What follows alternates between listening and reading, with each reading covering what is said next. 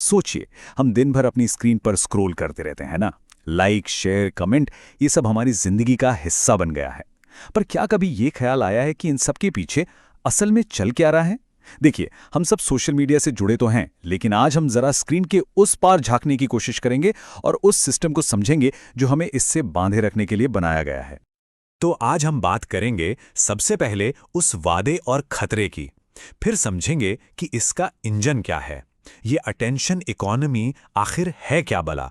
इसके बाद देखेंगे कि इसका हम पर और पूरे समाज पर क्या असर पड़ रहा है, और आखिर में भविष्य को लेकर एक बड़ा सवाल उठाएंगे। चलिए तो शुरू करते हैं हमारे पहले हिस्से से, वादा और खतरा। सवाल यह है कि हम यहाँ तक पहुँचे कैसे। एक ऐसा टूल जो दुनिया को जोड़ने के लिए बनाया गया था, वो आज हमें आपस में बांटता हुआ सा क्यों लग रहा है। शुरुआत में जो सपना था ना, वो बहुत बड़ा और सच कहूं तो बहुत खूबसूरत था। सोचिए, एक ऐसी दुनिया बनाने का सपना जहां कोई सरहदें ना हो, जहां कोई भी कहीं से भी अपनी बात रख सके और पूरी दुनिया के लोगों से जुड़ सके। वाकई एक ग्लोबल विलेज का सपना था ये। और देखिए, यही वो सवाल है जो आज सबसे ज्यादा चुभता है। अगर मकसद दोस्ती और जुड़ाव था, तो फिर आज इतनी चिंता, इतना अकेलापन क्यों हावी हो रहा है? अगर लक्ष्य दुनिया को करीब लाना था, तो हमारे समाज में ये दूरियां क्यों बढ़ती जा रही हैं? और इसका जवाब वो किसी टेक्निकल गड़बड़ी में नहीं है, बल्कि इन प्लेटफॉर्म्स के डिजाइन में ही छिपा है। तो चलिए अब आते हैं इसके इंजन पर।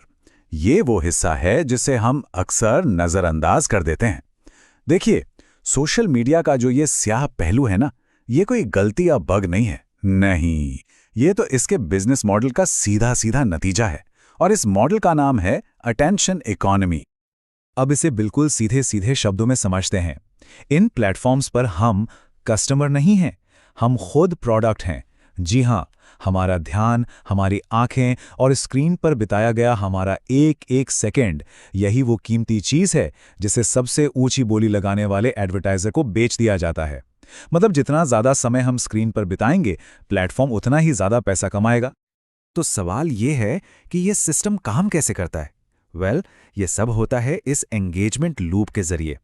सोचिए, हमने किसी पोस्ट को लाइक किया या शेयर किया, बस एल्गोरिथम तुरंत सीख गया कि हमें क्या पसंद है या शायद किस बात पर गुस्सा आता है। फिर क्या, वो हमें ठीक वैसा ही और कंटेंट दिखाएगा, अक्सर और ज्यादा सनसनीखेज और ज्यादा इमोशनल, ताकि हम बस स्क्रॉल करते रहें। और जब तक हमारी नजरें स्क्रीन पर हैं, तब तक विज्ञापनों का धंधा चलता रहता है। तो ठीक है, अब हम ये तो समझ गए कि ये मशीन चलती कैसे है। तो चलिए अब ये देखते हैं कि इसकी पर्सनल कॉस्ट, इसकी व्यक्तिगत कीमत कौन चुका रहा है और कैसे। इसका एक सबसे बड़ा मनोवैज्ञानिक असर है जिसे कहते हैं सोशल कंपैरिजन। होता क्या है कि हम लगातार दूसरों की जिंदगी के सबसे अच्छे पल देख रहे होते हैं, उनकी शानदार छुट्टियां, उनकी बड़ी बड़ी कामयाबियां, उनके परफेक्ट रिश्ते, और फिर जाने अनजाने में हम अपनी असल जिंदगी की तुलना उनकी इस फिल्टर की हुई सजी सजाई दुनिया से करने लगते हैं। नतीजा, हम अक्सर बेचैन हो जाते हैं और खुद के बारे में बुरा महसूस करने लगते हैं। और सुनिए, ये सिर्फ कोई हवाई बातें नहीं है, ये आंकड़े खुद इसकी गवाही देते हैं।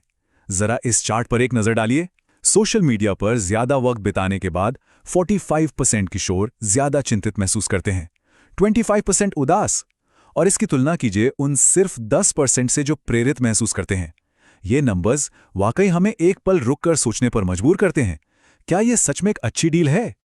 लेकिन ये असर सिर्फ हमारी निजी जिंदगी तक ही नहीं रुका है। नहीं, इसका प्रभाव पूरे समाज के ताने बाने पर पड़ रहा है। यह हमारे सच को देखने और समझने के तरीके को ही बदल रहा है। ये तुलना साफ दिखाती है कि बदलाव कितना कितना बड़ा है। सोचिए, पहले हम तक जानकारी पहुंचती थी संपादकों और पत्रकारों के जरिए, जिनकी एक जवाबदेही होती थी। आज जानकारी को एक एल्गोरिथम चुनता है, जिसका सिर्फ एक मकसद है, ज्यादा से ज्यादा एंगेजमेंट। उसे इस बात से कोई मतलब नहीं कि क्या सच है और क्या झूठ। और नतीजा, जहां पहले एक कॉमन पब्लिक स्पेस हुआ करता था, आज हम सब अपने अपने छोटे छोटे इको चेम्बर्स में जैसे कैद हो गए हैं। और इसके नतीजे हमें अपने चारों तरफ साफ दिख रहे हैं। गलत खबरें आग की तरफ फैलती हैं। क्यों? क्योंकि वो ज्यादा चौंकाने वाली होती हैं, ज्यादा एंगेजमेंट लाती हैं। हम सिर्फ वही सुनते हैं जो हम सुनना चाहते हैं, और इससे समाज में बंटवारा और भी गहरा हो जाता है। और धीरे धीरे एक दूसरे पर से और बड़ी बड़ी संस्थाओं पर से हमारा भरोसा उठता चला जाता है।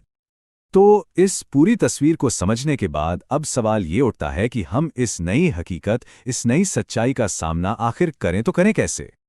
देखिए, इस पूरी बातचीत का जो निचोड़ है ना, वो इस एक लाइन में है। हमारे हाथ में एक ऐसा टूल है जिसे बनाया तो गया था इंसानी जुड़ाव के लिए, लेकिन उसे चलाने वाला इंजन हमारे ध्यान का भूखा है। लोगों को जोड़ना और लोगों का ध्यान खींचकर उसे बेचना, ये दोनों मकसद अक्सर एक दूसरे के आमने सामने आकर खड़े हो जाते हैं। और यही इस पूरे सिस्टम का सबसे बड़ा कन्फ्लिक्ट है, सबसे बड़ा अंतर्विरोध है। और यहीं पर आकर हम आज के आखिरी और शायद सबसे बड़े सवाल पर रुकते हैं। जब हम ये जानते हैं कि हमारा ध्यान ही असली प्रोडक्ट है, तो हमें खुद से ये पूछना ही होगा कि इस फ्री कनेक्शन की, इस मुफ्त जुड़ाव की असली कीमत क्या है? क्या इसकी कीमत हमारी मानसिक शांति है, हमारा कीमती वक्त, या फिर हमारे समाज का पूरा ताना बाना ही? इस सवाल का जवाब हम सबको मिलकर